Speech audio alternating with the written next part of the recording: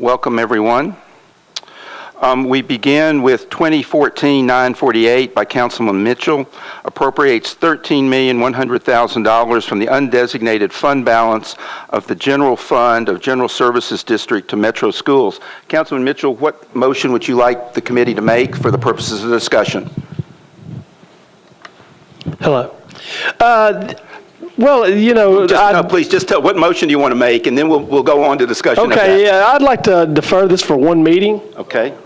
We have a motion to defer for one meeting that's appropriately seconded. Members of the committee, just so you all know what's ahead of us here, we will actually, Dr. Register and Mr. Henson are here from the school system, so we will hear from them on 963, which is also to come. That's the bond issue. There will be a substitute for that bond issue that will apply to school technology. Our process here would be to substitute that onto that bill, and then by council rules we will defer that as well, so that discussion on both of these then would be in 2 weeks, with the exception obviously of hearing from Dr. Register and any questions anyone may have from them. So Councilman Mitchell, you want to be recognized? Yeah, could I ask the chair a question? You can. What is the intent of deferring the second one a week? The intent is council rules based on that. Okay. We don't have any choice. Okay. Or a 2/3 vote? The purpose of the deferral is so that the substituted bill, which would have a higher amount in the caption, can be properly noticed and put on the agenda. There's also a rule that requires the council to be given description of the equipment to be purchased before voting on it, so that would allow the 2 weeks for it to be publicly noticed and then come back properly. And council can't waive the public notice rule, even if we could waive some other part. And I think we're moving in the right direction, ladies and gentlemen, with the other proposal. But I just want everyone to be very clear and understand the need is still there. You know, just because we get halfway home, you're not home, ladies and gentlemen. I mean, the need is not going away. You know, without the training for these teachers, these computers are going to be very expensive paperweights. So, you know, I just want you to understand, we've got to do all of this for it to matter. And by just giving half of it, you know, I hear there's a plan to do all of it, but I'm going to keep my bill viable and defer it one meeting, but we've got to make sure these needs are met for our children with this mandatory testing that's coming down. You know, that $3.4 million the state took away from our school system that I didn't hear an outcry from a lot of people about, that would come in nice right now to help with this. But Councilman, if you would allow us, we'll hear from Dr. Register on all the subjects you're talking about. I'd be more than happy to, as long as I can get to ask Dr. Register questions as well. You can, right after the committee, as we always do here. Are there any other questions on the deferral before we hear from Dr. Register? Councilman Tigert, before Dr. Register, after? Councilman Maynard, before Dr. Register? Before.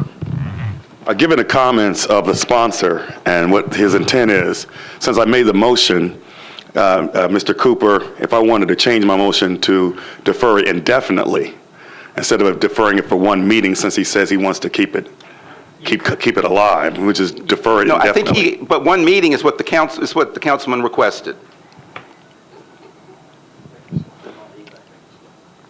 You could rescind your motion and make a motion to defer indefinitely.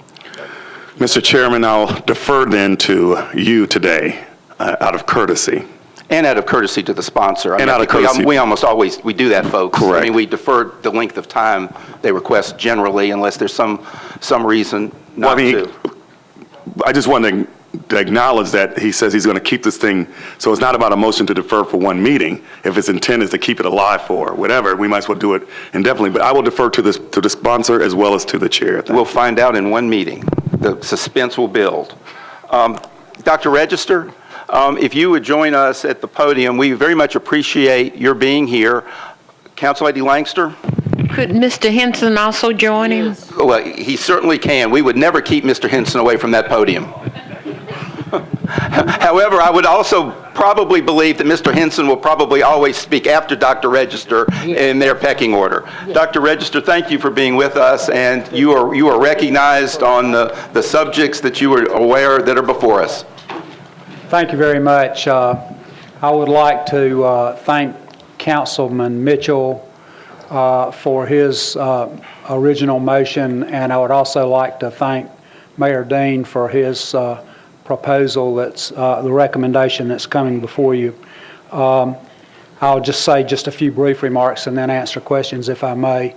There's never in my mind been a question that this was something that we had to do that will advance student success in our school system, that will get us ready.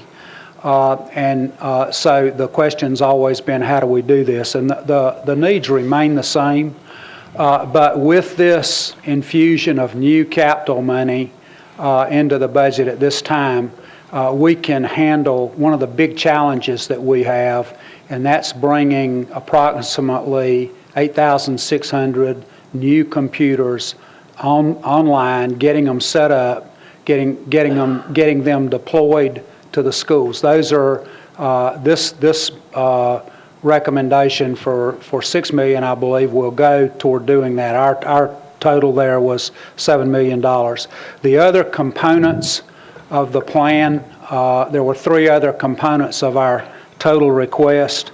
One was the largest one was for $4.3 million for park-ready training and equipment that goes with that. Then $1.8 million for a universal screener, which is a testing program that we're required to do, and then $1.7 to finish our Kronos project. And I think the majority of council is familiar with that program.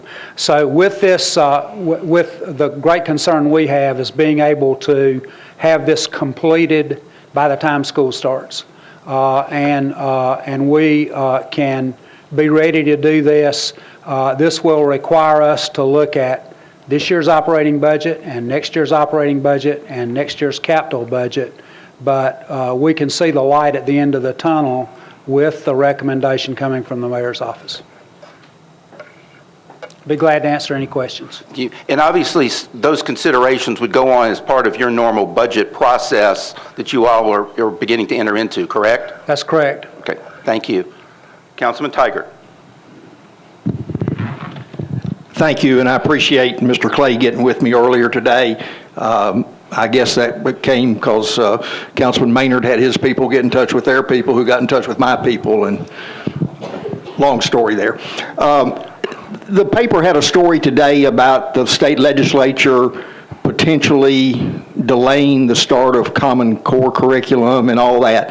How much of this computer technology is geared toward that versus just simply instructional capabilities at schools? It's the entire plan is geared toward both.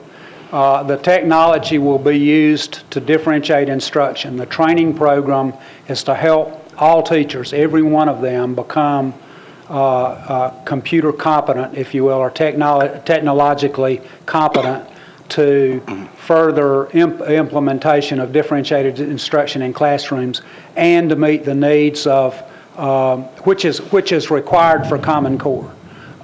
We have to differentiate instruction if we're going to effectively implement Common Core. And we need to start that at the beginning of the school year. In fact, we've already been 2 years into starting that process in our school system now. The technology also meets the specifications or the recommendations of the PARC group for the assessment. I think the mistake that would be made for our children would be to delay. Personally, there are probably people here who support Common Core and those who don't. I think that's going to happen. I know the governor and the commissioner are both solidly behind Common Core, as am I. I fully support it. I think it's a good change as an educator. It's a good way for us to improve quality of instruction in our school system for our young people. So I'm in favor of that, and I think the mistake would be to defer or delay that. Now, there are some things that the state can do to ease that transition. And I think what we're talking about, the concerns that I have, are how do we make a transition into Common Core over the next couple of years? And that's still a subject for discussion, but I would not want us to be behind by deferring based on what might or might not happen in the legislature this year. I think so that's pretty much where I am with that. I don't want our children to be behind this time. I want them to be ahead. Are these computers laptops that would go home with kids, or are they fixed computers that would stay at the school? They are laptops. The method of delivery, the state of the art, is laptops that are on mobile carts.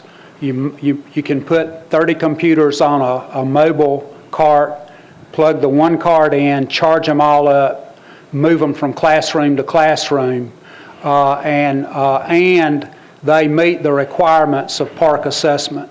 We've been very particular in the first place in waiting until we knew exactly what the requirements were for instruction, for testing, and then to purchase or to recommend the purchase of the equipment that would allow us to do that. We've looked specifically at grade levels. We're actually buying two different types of laptops. One type that's very well suited to earlier grades, and one type that's suited for upper grades that completely aligns with the requirements of the testing program and for our instruction. So our plan is best in the country, and I'll say that to anyone. What we are providing with these 8,600 that we'll buy is enough technology ready, enough park ready laptops to have one for each child in the largest grade in each school. And that's the recommendation. It's not one per child. And the other thing is we have other computers in the schools. We've been buying computers alone, but a lot of those, even some of the more recent ones, don't have the specifications necessary to fully implement the park assessment. So this will give us a laptop for each child in the largest grade level tested in each school. Chris mentioned at an earlier meeting when this subject first came up about the possibility of exploring outside funding sources, inside the budget, grants, et cetera. Does the state legislature, when they implement Common Core or tell you all to implement Common Core, is there any funding available for technology that comes along with that, or is this something that we would consider one of these, quote, unfunded mandates? Well, it's not completely funded. If you'll recall, the governor made a special appropriation this last year during the year to help with us with assistance of buying technology, and I think that was about $2 million, a little over $2 million for us. So they are attempting to help us, but does it fully fund? The answer is no. All right, and then the question about grants, outside organizations, contributions, et cetera, that might either add to this figure or offset a partial cost. Well, we certainly want to encourage partnerships, and what's more important to me is that we make sure that with a large expenditure like this that we are making the best decisions about what we need and how to deploy those and how to use them. We may get additional outside private grants, but I think that's not what we can really depend on to make a big difference for us. So what is the drop dead date from when you need to have this money, place the order to be able to be up and running next school year based on your comments? We would like to start in 2 weeks. If you're deferring for 2 weeks, the sooner the better, because there's a 3 to 4 month process for getting these computers. I worry about waiting till the last minute. I worry about supply and demand, because everybody all over the country is going to be asking and looking for the same things. If we can get a little bit ahead, that helps us. We also, the staff required to get these computers loaded and set up and deployed. It just takes 3 or 4 months to cause that to happen, literally. We are moving ahead with our professional development planning now. And so that's a fairly long window. We're doing that now. We need to start bringing the technology on as quickly as we can. Final question, will this technology help my daughter, the teacher, balance her checkbook? Council. I'm kidding. Councilwoman Moore. Thank you, Chair. Just a couple of questions. I just had a couple of, would you please, if you can get Mr. Clay, you had said something about 4.3 million, 1.8 million, 1.7 million. If you could just send us that information, and also so that we would understand what you said today. And then you had said something about the park program. Could you send us some information about that as well? Yes, we have a 2-pager actually Okay. that gives you a very concise Okay. description of that. Okay. And also, too, what does Title I money, what does those funds go towards, the Title I funds? Well, those funds, the great majority of those funds now are distributed directly to schools.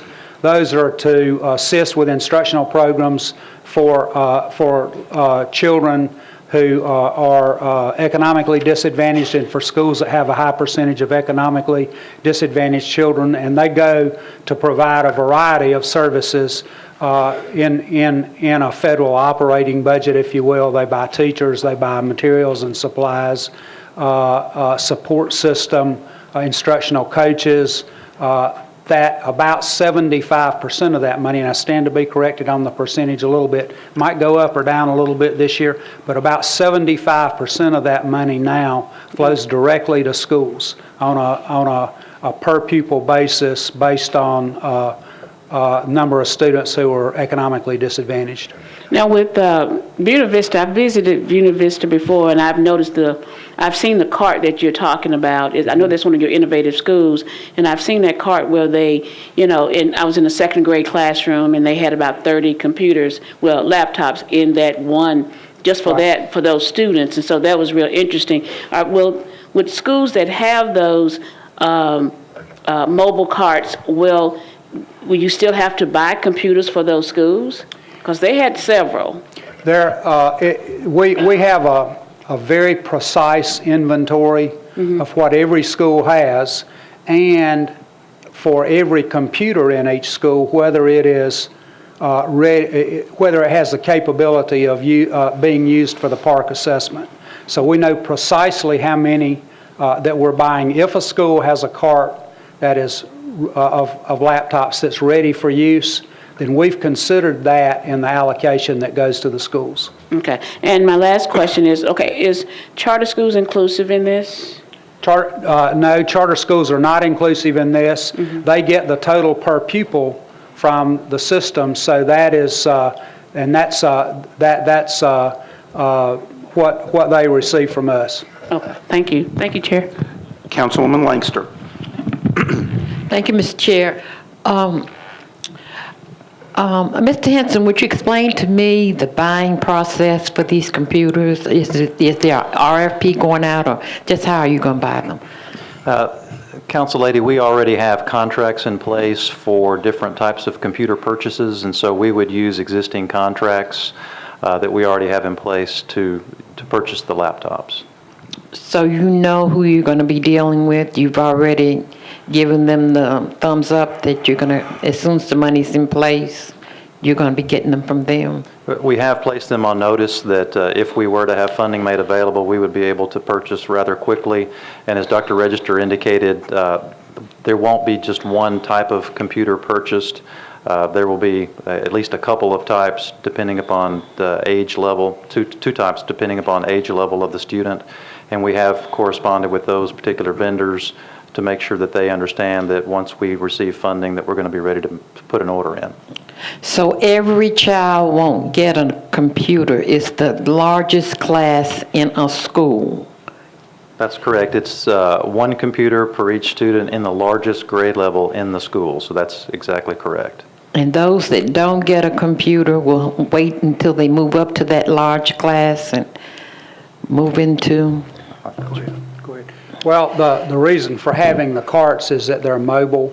So the carts with laptops on them can be moved from classroom to classroom and grade level to grade level. The idea of having one computer for the largest class is that the entire class, say fourth grade in a school, all the fourth graders can take a test at the same time.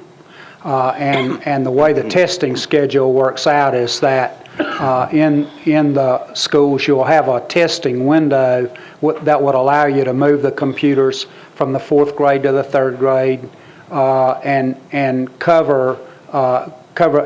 a computer for all the children to use within the testing window.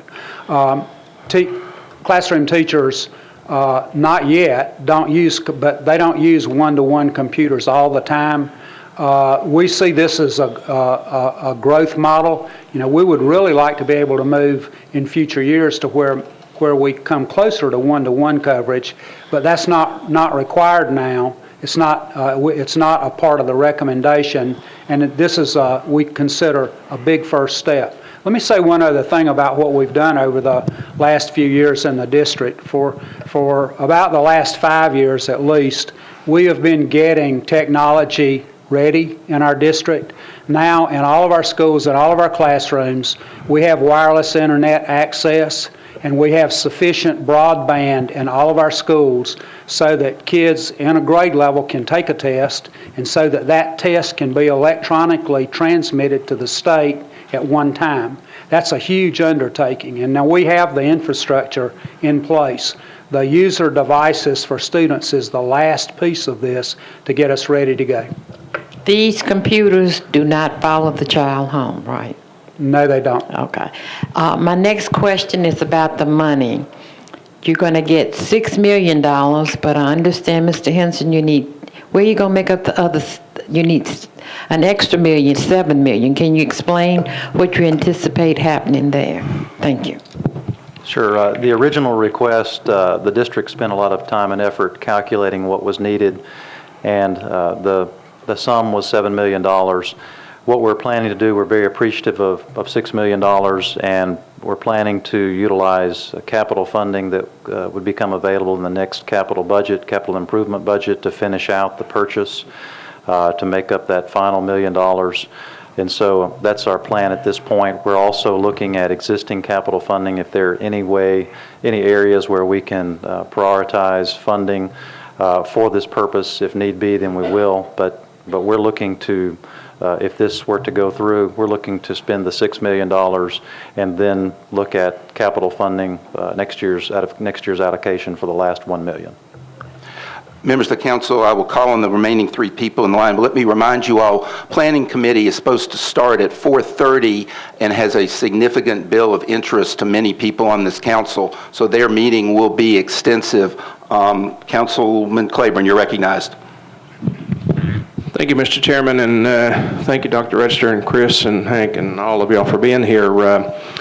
You're answering questions for us that we needed the answers to, and that's the reason that my intent in asking last committee meeting to defer one meeting was not that I was thinking that, we don't need to do this, but to find out if there are other options. And that was, a reference was made back in December by Mr. Henson that the board that the administration was looking at other options, so I simply wanted to know what those other options were and what the options would purchase and what the justification was. My question is, what is the life of the computers that you're buying? What's the lifespan? 4 years. 4 years, okay. So in 4 years, this is an expenditure that'll have to be repeated. So does the system, the other departments of government, they have a rolling replacement of computers that are within the different departments. So are there plans being made, or is there a plan in place to immediately begin to initiate a rolling replacement acquisition for going forward so that you don't have to come up and have, as it were, a balloon bill in 4 years?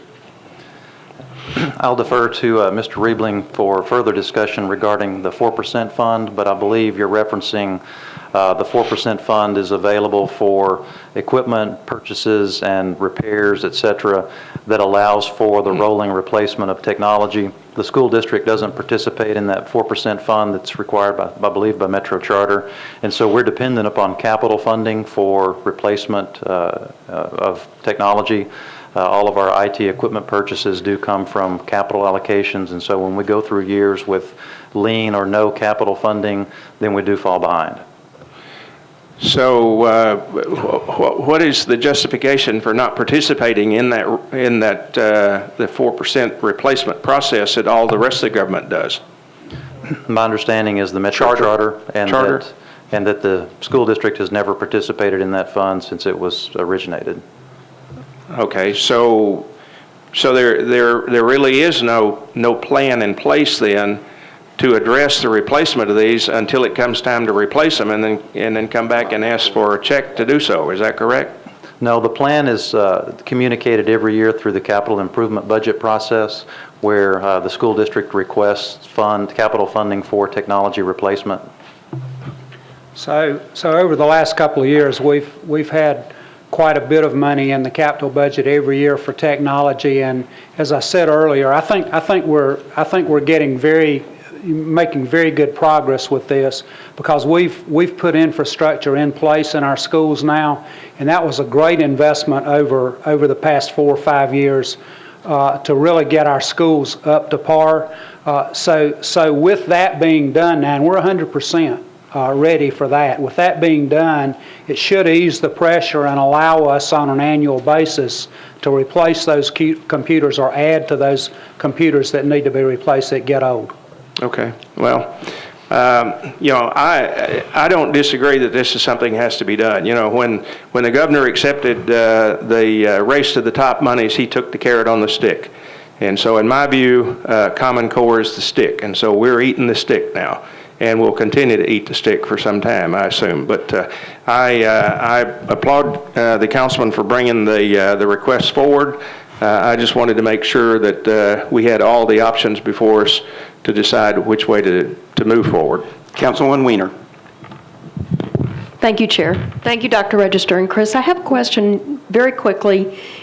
How much hands-on time are the students going to get prior to the testing, if we're having to move carts from one grading class to another? Well, the goal is for us to have the computers in the schools when school starts, and the other part of that preparation is the professional development program for all of our teachers. And a big issue for us is making sure that every teacher is technologically competent to use these computers in instruction, and so that's and the carts are mobile. So teachers, it is the state of the art in terms of having technology available for teachers when they want to use. They can get the cart and use them on a daily basis. So the students will have multiple opportunities throughout the day? Multiple opportunities through the school year if we can get everything in place by the time school starts next summer. Okay.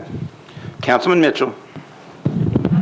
Yeah, Dr. Rich, how many schools do we have right now in the ASD school district?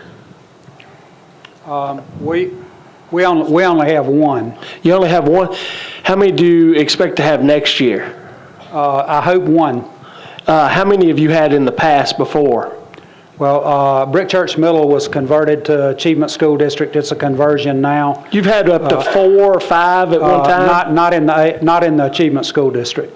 Okay. That's Brick Church Middle is the only one that's in the Achievement School District. But I mean, in the past, though, you've had up to 4 school, you've improved the scores in multiple schools to come out of the Achievement School District. The testing window for that is a 3-year window, and what actually happened a couple of years ago now was that there were a set of schools identified in the state that were in the bottom 15%. We had several schools that were in that, and the initial number escapes me right now, but then after that initial identification of the bottom 15%, there's a 3-year time period for testing to occur and for schools to be reassessed at the end of 3 years. So the number's pretty much constant now. That's our innovation zone. But then the other part of that decision, that process was for the Achievement School District, which is a state-run school system, to identify schools that it would take over as a part of that process. And the state decided a year ago to take one school in MNPS, and that's Brick Church Middle. And that's the only one that's actually been transitioned into the Achievement School District. What will they be judging in the future to put schools into the ASD? Will it be this testing? It'll be the bottom 5%, and the transition to the park testing is a question mark because right now it's based on TCAP and value-added scores, and so that after this year that will go away and we'll transition into park assessment. Another reason for us to be very careful about how we prepare for park assessment going forward. Exactly. Bottom 5%. How much as a school system are we paying for this park test? And is the state helping out? I think the state pay the actual testing part. The state does that. Yes. The state will pay for all of that. Okay. And to answer a colleague's question, you've got a child in elementary school. They have specials in an elementary school. Your child will go to computer special one day, then he'll go to art one day, he'll go to PE one day. So every third day, your child is going to be able to go to the computer lab. So, maybe one week he gets to go twice, next week he'll only get to go once to try to train on this. But this software, Dr. Etcher, it's proprietary. It's not like just, hey, we're going to get Windows Office and the teachers are going to be somewhat familiar with how this operates. This is a whole different operating system that no one's familiar with, correct? It is definitely a new program that's being made now. It's an instructional program that we are developing and teaching our teachers. And helping develop it, actually. So another point to make, we've often been dependent on taking kids to a computer lab out of the classroom, load them up, walk them down the hall to a computer lab. With the mobile technology that we're proposing to buy, the computer lab will come to them, which is a much better way to do business. Teachers can bring those computers in and set them up in their classrooms and use them as they need to. Thank you so much. Councilman Pridemore. Thank you. I'll make this very brief. You were speaking earlier about the infrastructure. Is that something that will have to be, when the next wave of computers come along, will you have any issues with that, or is that something that it's going to be up and going from now on, and it's not an issue as far as financial? Of course, there will be maintenance. Right. We're talking about 150 plus schools, but the infrastructure that we've put in is very sound. It has great capacity, so we think it's going to be very sufficient for the foreseeable future. Thank you. On the motion to defer 948 for one meeting, those in favor say aye. Aye. Opposed, no. 948 is deferred one meeting. Without objection, we'll take 963 out of order because it's on the same subject. It determines to issue $15 million in GSD general obligation bonds for the purchase of heavy equipment for the Departments of Fire, Public Works, and the Metro Action Commission. The chair is the sponsor of a substitute. Would appreciate a motion to substitute and to defer the entire bill for one meeting. And keep in mind, we can debate the substitute at our next meeting at length. Is there discussion on the substitute? Seeing none, those in favor of the substitute and deferral motion say aye. Aye. 963 is substituted, and the entire bill is deferred for one meeting. 951 extends the existing franchise agreement with Nashville Gas Company for a period of 5 years. Moved and seconded. Councilman Tigert. I know Eddie Davidson's here, and I just wanted to ask Eddie to, on the record, we know with this cold weather, some of our constituents are going to be shocked by high bills and whatnot. First of all, who regulates the rates and who sets the rates? Councilman, the rates are set by the Tennessee Regulatory Authority. Piedmont Natural Gas, which acquired Nashville Gas, we are regulated at the state level, and our rates are determined by the Tennessee Regulatory Authority. Okay, and if citizens are having difficulty meeting that, you all do participate in some type of program for assistance and whatnot. Could you briefly tell us how that works? We do. We work actually with the Metro Action Commission for a program called Share the Warmth. It's a voluntary roundup program that allows our customers to round their bill up to the nearest dollar, and those funds are distributed via Metro Action Commission following the federal LIHEAP guidelines when it comes to income. So there are some programs that are available for people who need assistance. Well, it wasn't too long ago we had the issue of the hillside pipe burst in Bellevue. A lot of citizens affected by that, but Piedmont Gas mobilized very quickly, did the best in a very tough situation, and I just want to thank you publicly for what Piedmont does and continues to do for our community. Thank you. Those in favor of recommending 951 signify by saying aye. Aye. Opposed, no. 951 is recommended. 964, Councilman Stein approves an amendment to a grant of $435,000 from Cities for Financial Empowerment Fund to the Mayor's Office to implement a program designed to improve the financial stability of households by extending the term of the grant from November 26, 2015 to December 31, 2015.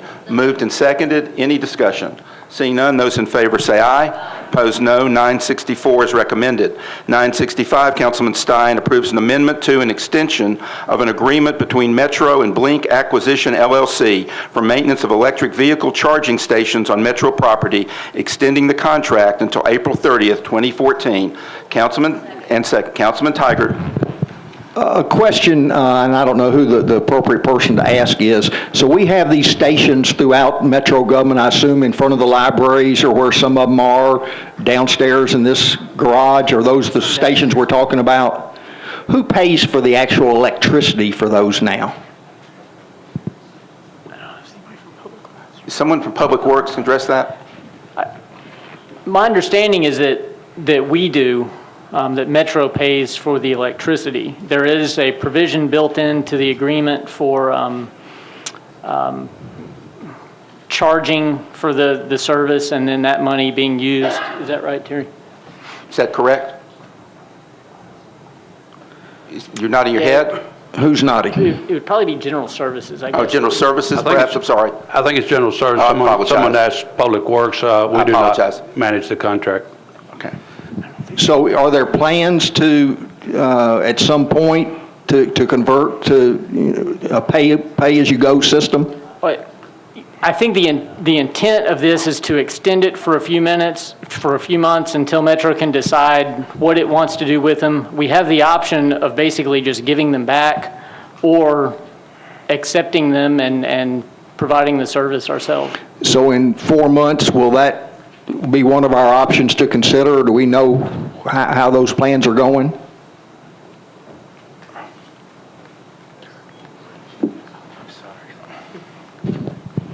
In 4 months, actually in 3 months, we would have to give notice 30 days in advance before the expiration of the contract that we would ask them to remove the units at their expense. Alternatively, we can selectively keep particular units that are showing high degrees of performance, or we can take over the units, and then we would have to further contract for software licensing.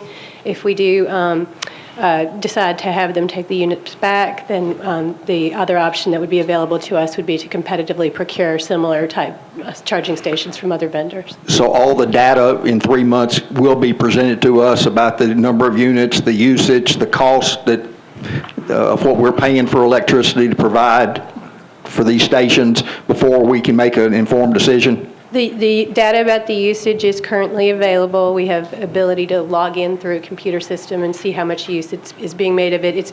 It's all very small amounts, but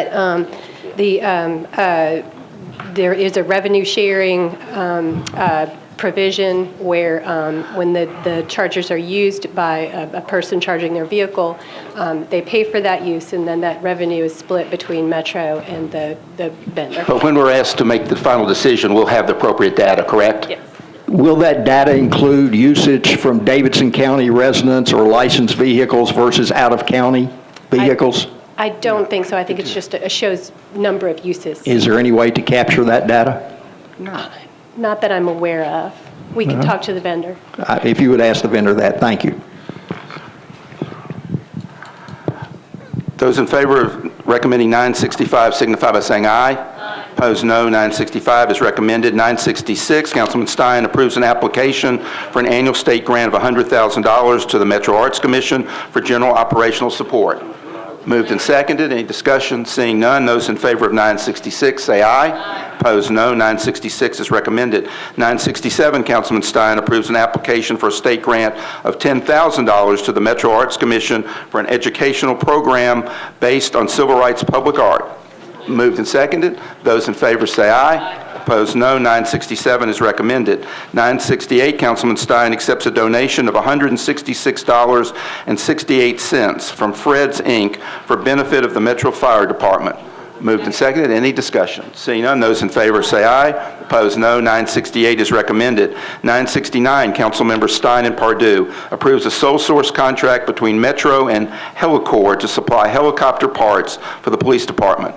Moved and seconded. Those in favor say aye. Opposed, no. 969 is recommended. 970, Councilman Stein approves a sub-recipient grant agreement between Metro Development and Housing Agency and the Metro Homelessness Commission to provide rental and utility deposits for chronically homeless individuals. Moved and seconded.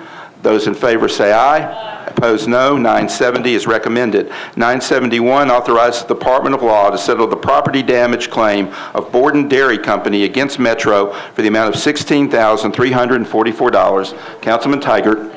It's moved and seconded. Just a question for Randy about the suspension that the driver had. Is the 3-day suspension the policy for Public Works Department for an accident of this type? We do not go by a chart or anything, Councilmember. We do each case individually. We thought that was appropriate based on the circumstances, but we don't really have a set, you get 3 days for this, you get 4 days for that. We do them individually. So what's the best case, worst case scenario? If Councilman Claiborne wrecks versus me wrecking, would we receive different penalties based on driving record, attendance record, or what criteria? One of the big things, and it could be a variety of things, but number of incidents. If you'd had previous incidents, we keep up with that type thing. How long you've been at the department. A 30-year employee with an immaculate record has an accident. That's going to be treated a little different than maybe someone with 6 months or someone on probation. So there's a lot of factors that go into any disciplinary action. We've never really used a chart. Now, we try to be consistent that very similar circumstances we treat the same way, but we do not prejudge a case, if you would. But there are no published data on what those is. Is this your decision or a committee of your employees to make this decision? I have a group of supervisors that do look at these things. They ultimately will make recommendations to me, but ultimately it's my decision. Thank you. Yes, sir.